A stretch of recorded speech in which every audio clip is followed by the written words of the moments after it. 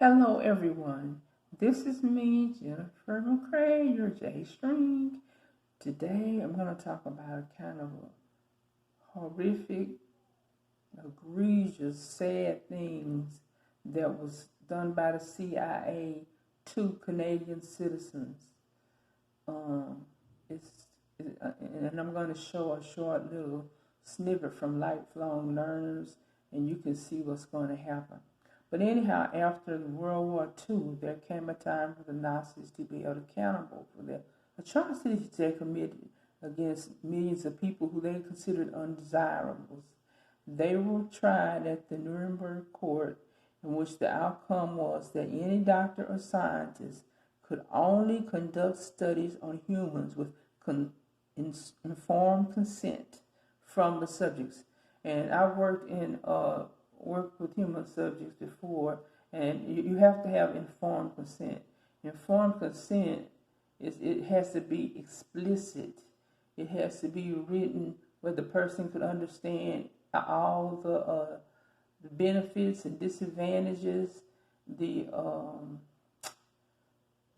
anything that might go wrong, or and it has to be written in a language and the reading level of the person who is going to be a subject in the experiment. So that's that.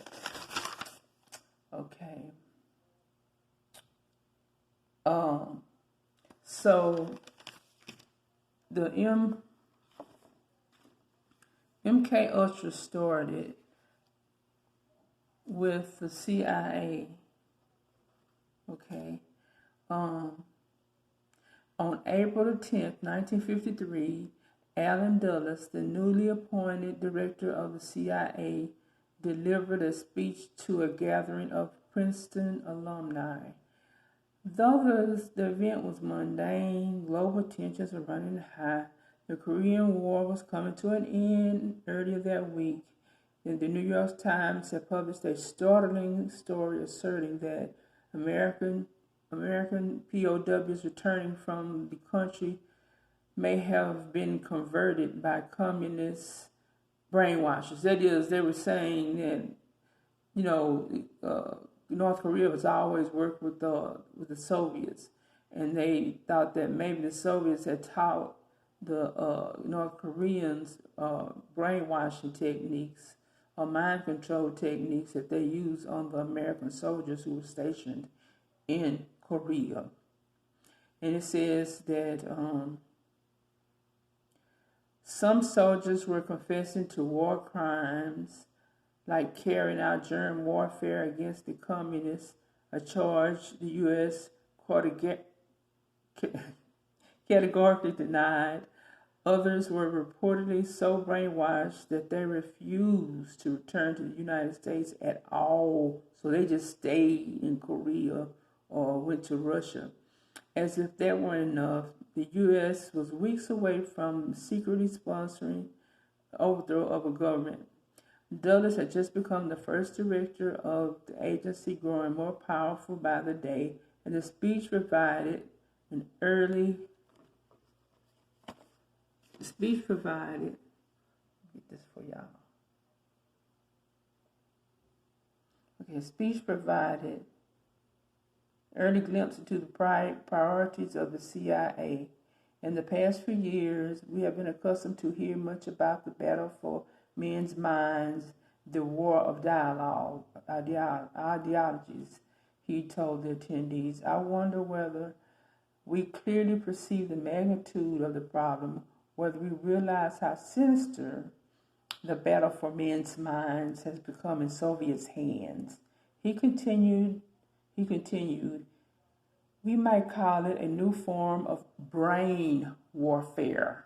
Dulles proceeded to describe the Soviet brain perversion techniques as effective but adherent and nefarious.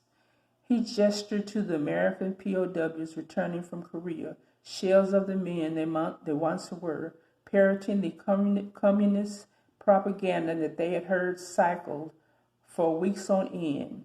He expressed fears and uncertainty, he expressed fears and uncertainty. Were they using chemical warfare, hypnosis, something else entirely? We in the West, the CIA director conceded, are somewhat handicapped in brain warfare. This sort of non-consensual experiment, even on one's enemies, was antithetical to American values that is existed, as well as antithetical to what should be the human values. Fear brainwashing fed a new breed of brain warfare, terrified and fascinated the American public through the 1950s, spurred on by the words of the CIA and the stories of brainwashed GIA returning from China, Korea, and Soviet Union. Newspaper headlines like "New Evil Seen in Brainwashing" and "Brainwashing versus Western Psychiatry" offered sensational accounts of new mind control techniques and technologies that no man could fully resist. The paranoia began to drift into American culture in books like the Manchurian Candidate. Okay. I need for y'all to do me a favor.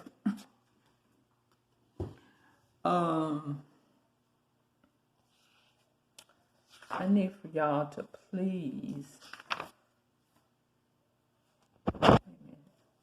Okay.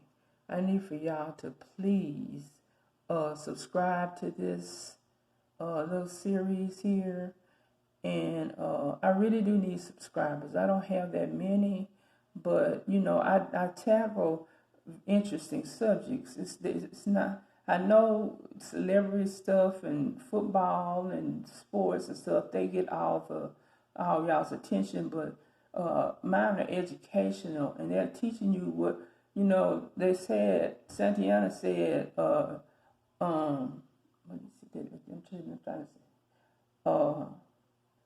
What did he say? He said something to the effect that if you don't study history, or if you disregard history, then you are condemned to repeat it. So that means you have to learn from history. Basketball, football players, actors, and rappers, they don't teach you history, okay? They just teach you fantasy. These teach you things that you can use or that may come back at us, okay? And the person here was, let me see.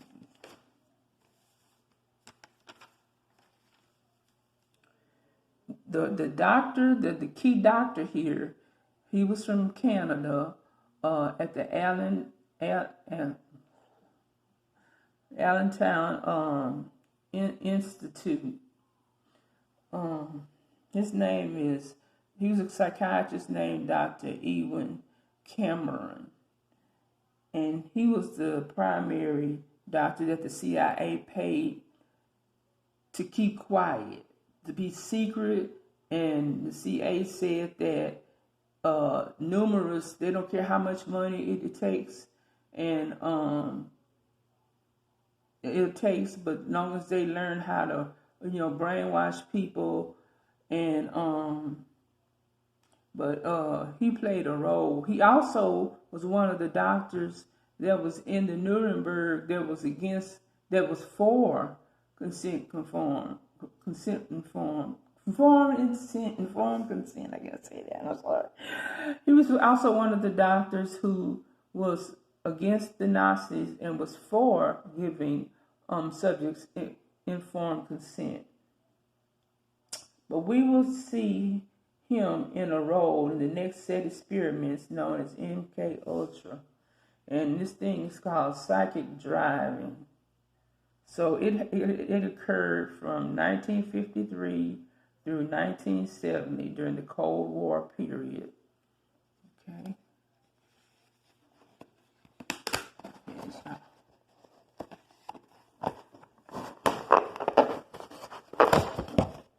Hold up.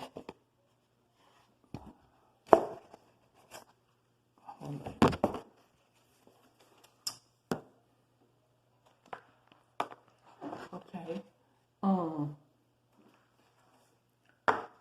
I'm going to show you some of the things that happened under his watch.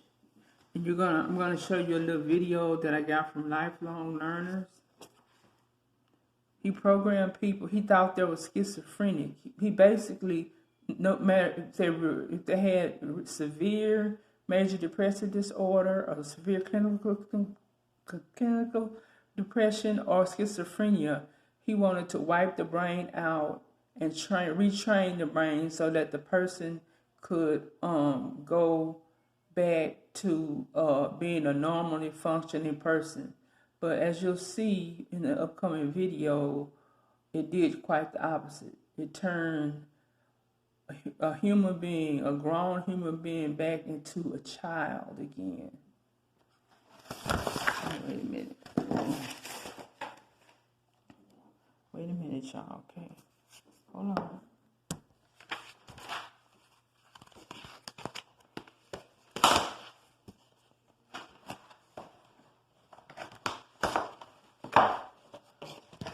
Okay. They used LSD and other hallucinogenic medications.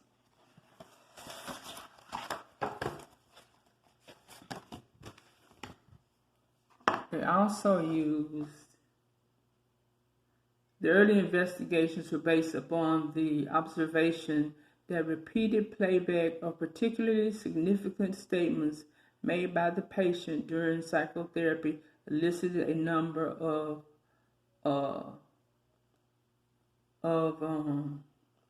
phenomena. And I think I have one. I don't know what I did.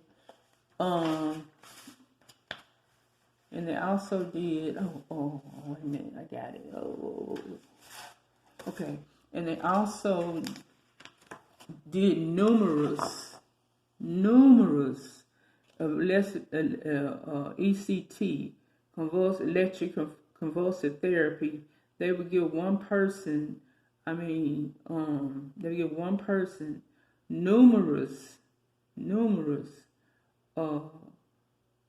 series of ECTs in one day. They could do up to 4 or 5. A person's supposed to only get one. Okay? And I told y'all about the drugs. And let me see, I had one. Let me show you. I'm trying to get you to the one about the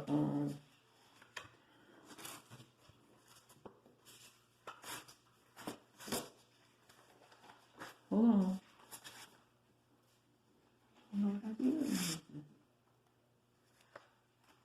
I don't know what I did with it, y'all. But it was the one that had the nurses on it.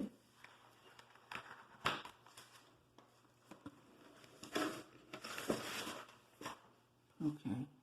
Anyway, so I'm going to, the one that had, okay, so that and this one right here is where they call the psychic driving or depattering. So I'm going to play this little video from lifelong learners, and it'll explain a little bit more.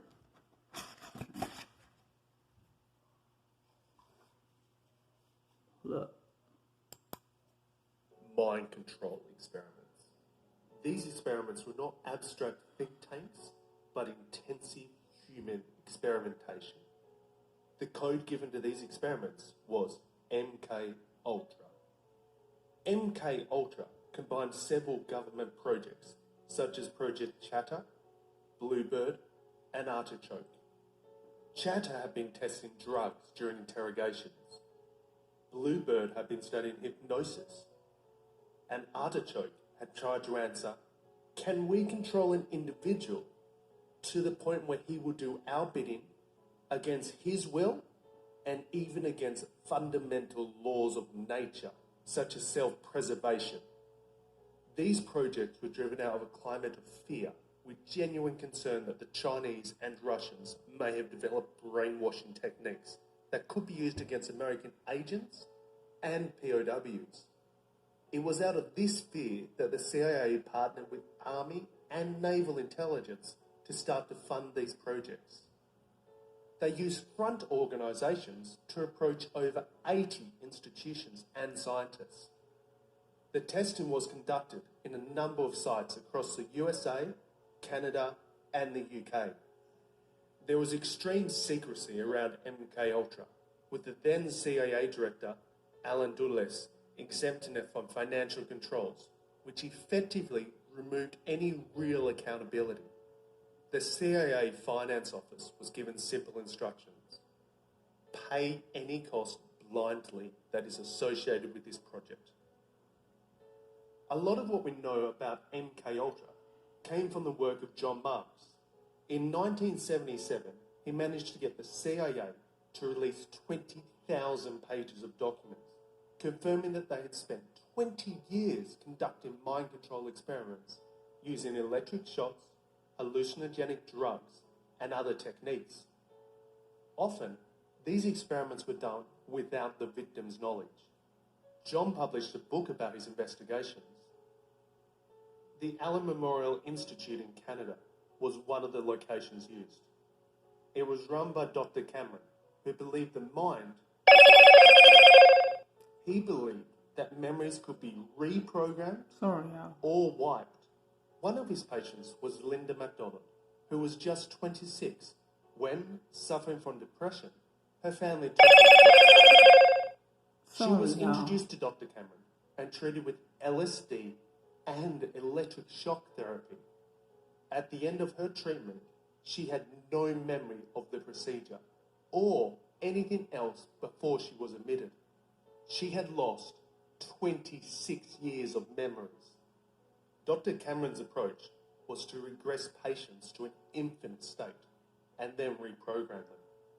He would regress patients using massive amounts of electric shock, much greater in strength and frequency than ever before.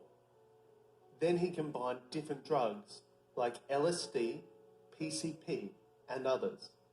He would then try to reprogram using psychic driving, where patients would be forced to listen to recorded messages designed to make them think or act differently.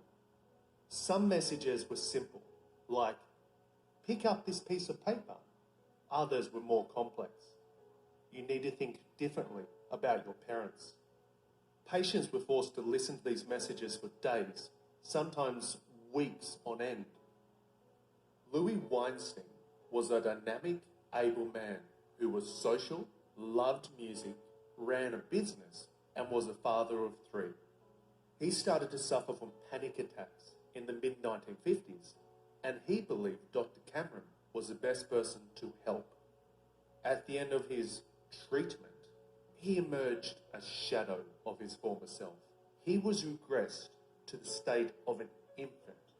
He now suffered from severe organic brain syndrome and had very little ability to cope with the world. He never worked again. During the treatment, Louis' family continued to trust the doctors. Beyond electric shock therapy and drug treatment, Louis was subject to sensory deprivation. He would be put in a cell. His hands would be encased in something so he couldn't feel. The cell would be dark so he couldn't see. There would be constant noise so he couldn't hear. Essentially, he was being cut off from all normal senses. On one occasion, Louis was kept in this situation for 2 whole months. After learning the truth, Louis' family filed a lawsuit for him and 7 other Canadians against the CIA and the Canadian government. The case was settled 8 years later. The CIA paid $760,000 for all 8 victims to share an average of just $95,000 each. The MKUltra program was scaled down in 1964, but not stopped until 1973.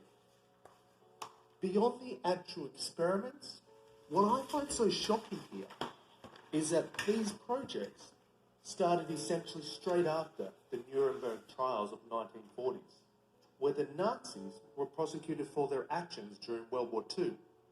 Actions like human experimentation.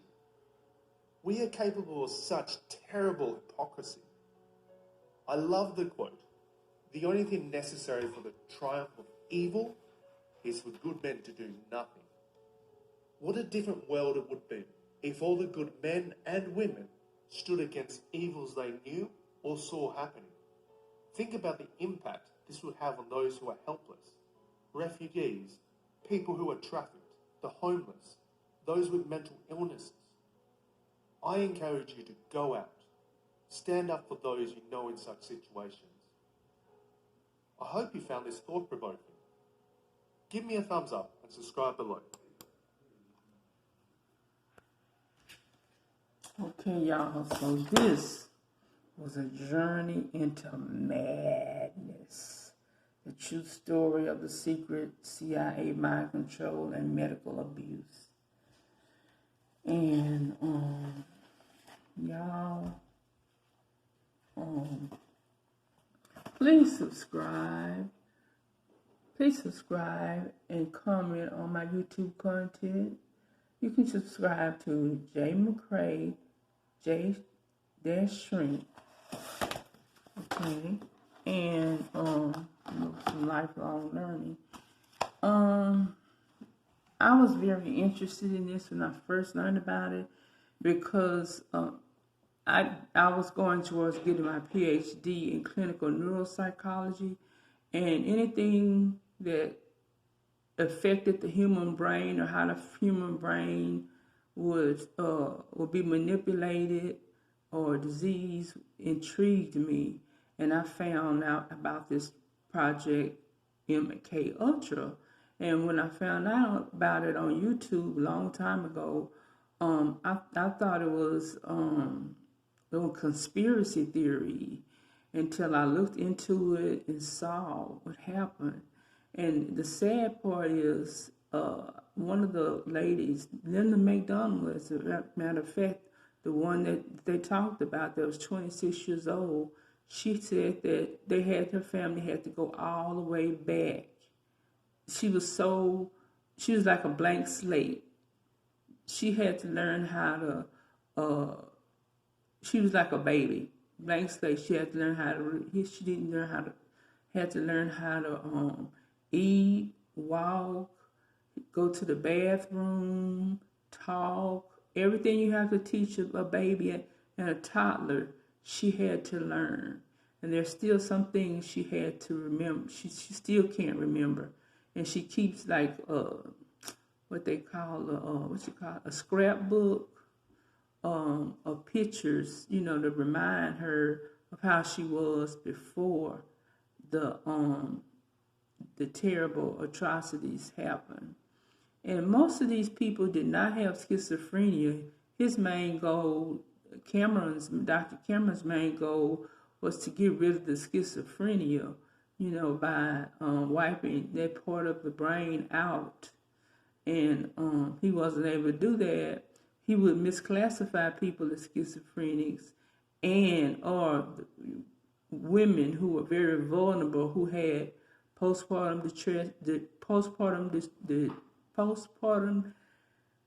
depression like Linda had, because she had 5 children under the age of 5, and she just had a meltdown, and she came home destroyed. I mean, can you imagine her husband having 6 children? It's atrocious. But they didn't really get what they wanted. They got an apology and a few $100,000 from the CIA. And I just thought, wow, people should know this, people can just play mind games on you. But this was just systematic. It was systematic torture.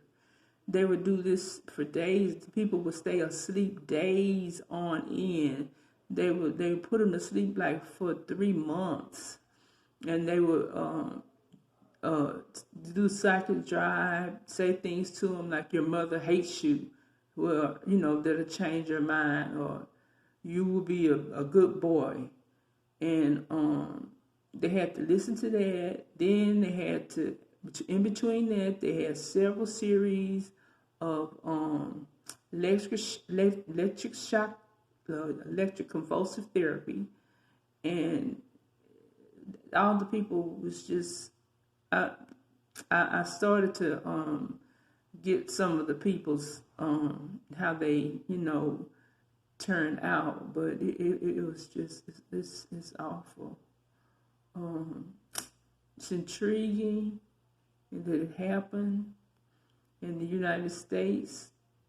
Tried to get away scot-free by doing it in Canada, and there are several other of our psychologists and B.F. Skinner that I know of, who was involved with CIA experiments, several other psychologists, psychiatrists.